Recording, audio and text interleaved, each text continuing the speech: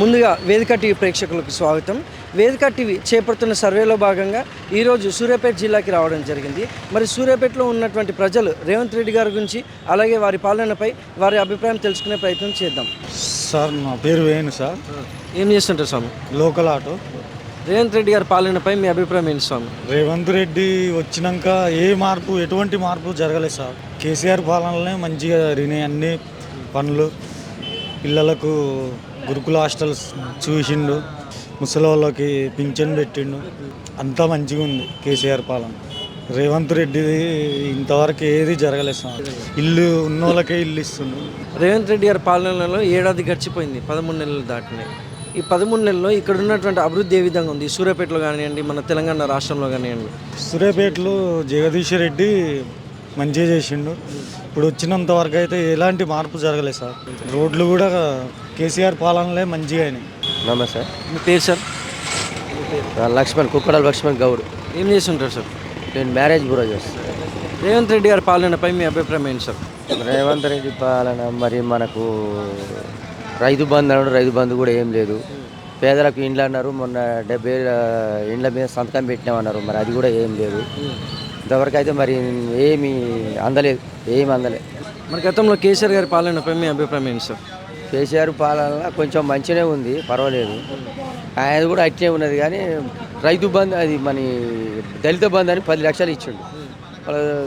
ఒక్క కుటుంబానికే 10 లక్షలు పోయినాయి. అదే మామూలుగా ఒక్కొక్క కుటుంబానికి 50 లెక్కిస్తే మంచిగా ఉండేది. ఒక కుటుంబానికి 10 లక్షలు పోవటం వల్ల ఆ పరిపాలన కూడా ఏమంతా నచ్చల. నమస్తే సార్. నమస్తే అండి. మీ పేరు సార్? నా పేరు వీరేంద్ర ముదిరాజ్. ఏం చేస్తుంటారు సార్? నేను అగ్రికల్చర్ ప్లస్ సొసైటీ మత్స్య సహకార సంఘం మాజీ చైర్మన్ ఆమనగల్.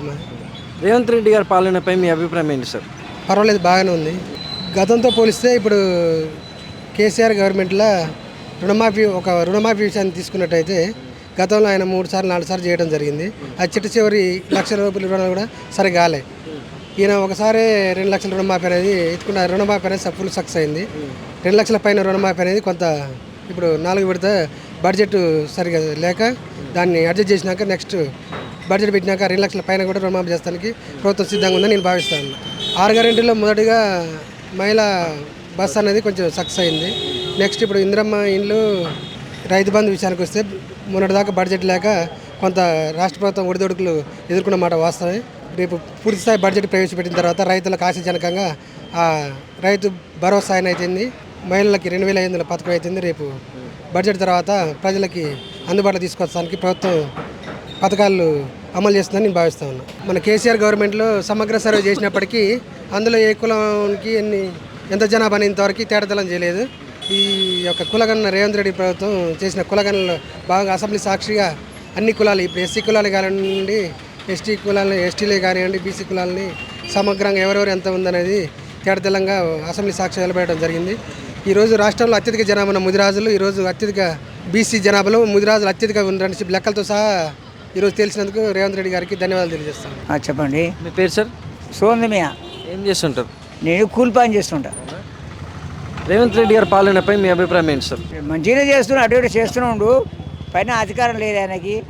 ఏంది కేసీఆర్ అంటే ఆయన తెలివేరు, ఈయన తెలివేరు. ఈయన కూడా చేస్తుండు, కానీ 6 గ్యారెంటీలు అంటూ చేసింది లేదు, సచ్చింది లేదు. ఇలా చేయాలని చెప్తున్నాం అంతే. అవి కూడా నిలబెట్టుకుంటే ఆయనకే పేరు ఉంటుంది, మంచి భవిష్యత్తు ఉంటుంది. ఈ కేసీఆర్ని చేసిండు, అన్నవారు ఇచ్చిండు, అప్పు సబ్ చేసినా కూడా చేసిండు, సరిపోయింది. ఇక అంతకన్నా ఏం చేస్తాడు ఆయన? ఈయన మాత్రం ఒప్పుకుండు, చేయలేకపోతుండు. అది ఆయన ఇష్టం. జనాభాము రైతుకు బంధు అంటాడు, అది అంటాడు, ఇది అంటే ఇస్తున్నాడు, చేస్తున్నాడు. అవి చావాలి, ఏం చేస్తారు ఇక. మరి గతంలో కేసీఆర్ గారి పాలనపై మీ అభిప్రాయం ఏంటి సార్? కేసీఆర్ ప్రాణది మంచిగా చేసిండు కదా. అప్పు సబ్ చేసినా మంచిగా చేసిండు, రైతు బంధు చేసిండు, రైతులు చేసిండు, అన్నమాట తప్పలే, అన్నీ చేసిండు. ఇక అప్పు చేసినా కానీ మనకి అభివృద్ధి పనులు చేసిన కొన్ని అభివృద్ధి పనులు. ఆయన గురించి మనం తప్పు మాట్లాడదు, ఈయన గురించి ఎక్కువ మాట్లాడదు. ఈయన అధికారం పైన లేదు కాబట్టి ఇంకా అట్లుంది ఆయనది. తప్పు అని మాట్లాడుతుండు. గ్యారెంటీలు కూడా గ్యారెంటీలు చేసిన 6 గ్యారెంటీలు అంటే 6 గ్యారెంటీలు పాస్ లేదు, ఏది లేదు.